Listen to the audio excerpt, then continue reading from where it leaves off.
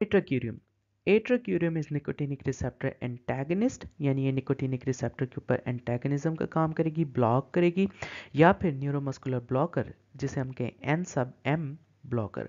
और किस टाइप का blocker? This is of non depolarising type. Mechanism of action की बात करें तो जो हमारे पास नर्व का टर्मिनल होता है वहाँ से एसिटाइलकोलिन रिलीज होती है। ये एसिटाइलकोलिन निकोटिनिक रिसेप्टर्स के ऊपर भी एक्ट कर सकती है और मस्कुरेनिक रिसेप्टर्स के ऊपर भी एक्ट कर सकती है। निकोटिनिक में हमारे पास आ सकता है N sub N and N sub M. Muscarinic में आ सकता है M1, M2, M3 और इस तरह के फर्दर जितने भी मस्कुरेनिक रिसेप्टर्स हैं। निकोटिनिक रिसेप्टर्स जो होंगे वो न्यूरोमस्कुलर जंक्शन पे होंगे, ऑटोनोमिक गैंग्लिया पे होंगे, एड्रिनल मेड्यूला पे या फिर सीएनएस के न्यूरॉन्स पे होंगे। मस्कुरेनिक रिसेप्टर्स जितने होंगे वो smooth muscles, cardiac muscles, glands या फिर सीएनएस न्यूरॉन्स में हो सकते हैं। अब होता क्या है कि जो एसिटाइलकोलिन है इसने निकोटिनिक रिसेप्टर्स के साथ बाइंड करना था, स्पेसिफिकली एन सब एम के साथ, लेकिन जो एट्राक्यूरियम है ये इसको ब्लॉक कर देगी। So it inhibits binding of acetylcholine with N sub M और we can say N receptors, nicotinic receptors. So it is nicotinic blocker. इसकी वजह से कुछ इफेक्ट्स होंगे। क्या इफेक्ट्स हो सकते हैं? There is paralysis of skeletal muscles, तो जितने भी स्केलेटल मसल्स हैं उनका पैरालिसिस होगा। इसके अलावा ये जो एट्राक्यूरियम है this is reversible, competitive, antagonist, ठीक है, एंटागनिज्म करेगी एट न्यूरो मस्कुलर या फिर जिसे हम कहें एन सब एम रिसेप्टर्स। उसके बाद it inhibits the binding of acetylcholine, so ये एसिटाइलकोलिन को बाइंड नहीं होने देगी। इसके अलावा क्या होगा? जब एसिटाइलकोलिन बाइंड नहीं होगा तो जो एंड प्लेट पोटेंशियल होगा वो थ्रेशोल्ड तक नहीं जाएगा।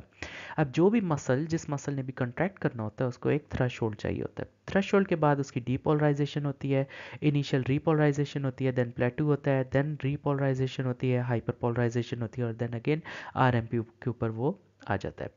अब यहाँ पर इसको थ्रेशोल्ड चाहिए था डीपोलराइज होने के लिए। सो जब इसने एसिटाइलकोलिन की बाइंडिंग नहीं होने दी तो उसकी वजह से क्या हुआ? एंड प्लेट पोटेंशियल जो है वो थ्रेशोल्ड पे नहीं आया, जिसकी वजह से पैरालिसिस हो गया। So it has cause the reversible competitive blockage at the N sub M resulting in paralysis of skeletal muscles. और इसमें जो फाइनल बात है वो ये है कि the action is relieved by anticholinesterases, जिस तरह फॉर एग्जांपल नियोस्टिगमीन, पायरिडोस्टिगमीन, फाइजोस्टिगमीन, ये जो एंटी कोलिन एस्ट्रेसेस हैं ये इसका एक्शन जो है वो रिवर्स कर सकते हैं।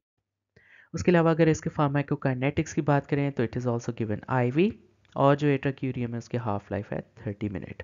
इसकी मज़े की बात यह है कि इसमें होफमैन एलिमिनेशन होती है, so it is independent of renal function. अगर कोई CKD का पेशेंट है या कोई रीनल फेलियर का पेशेंट है तो उसमें हमें इसकी डोज एडजस्ट करने की ज़रूरत नहीं है।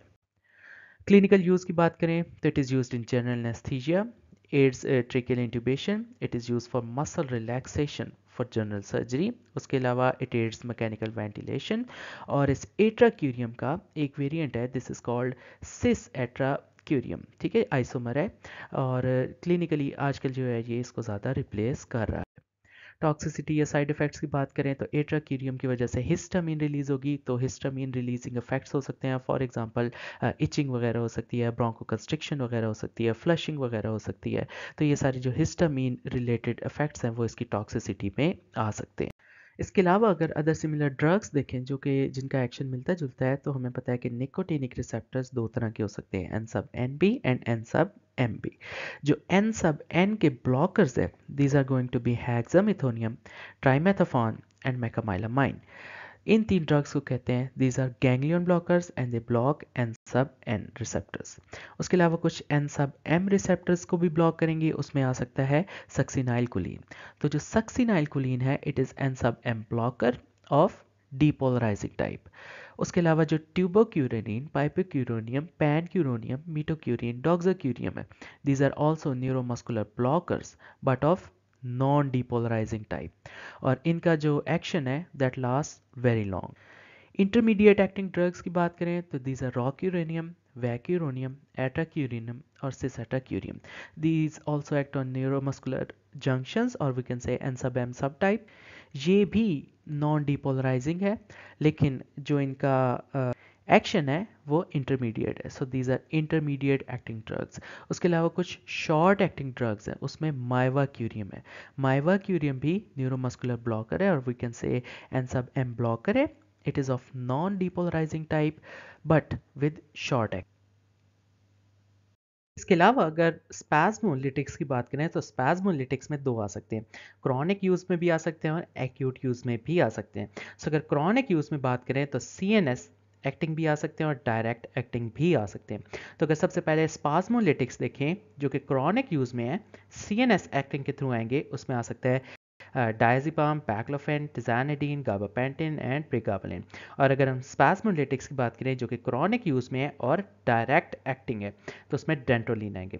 इसके अलावा अगर स्पैस्मोलिटिक्स की बात करें जो कि एक्यूट यूज़ में है, तो उसमें साइक्लोबेंजाप्रीन आएगा, मिटैक्सालोन आएगा और मीथाकार्बामोल और ऑर्फेनाड्रीन आ सकते हैं।